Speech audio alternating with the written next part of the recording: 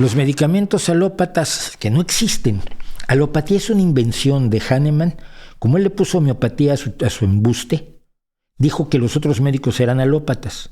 Nadie ha dicho en su vida ser médico alópata, pero peor aún, esos médicos desaparecieron a mediados del siglo XIX cuando apareció la medicina científica.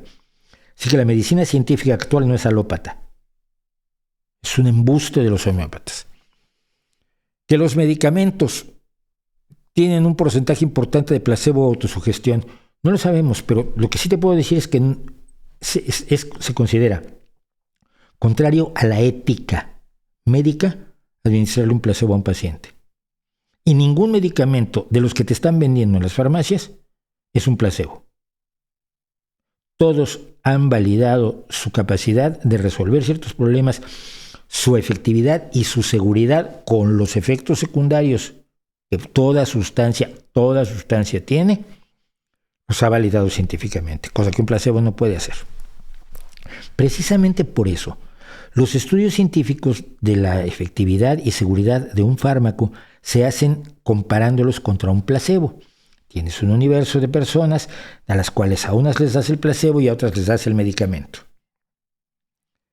El que se los administra no sabe qué le está dando a cada quien, las pastillas son iguales. A él le entregan y dicen, aquí tienes las medicinas y aquí tienes, tú les das estas medicinas, esta es para estos y esto es para estos otros.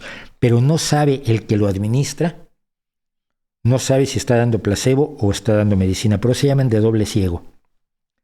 Analizas los resultados y si son iguales verás que el medicamento está actuando igual que un placebo, o sea, igual que nada.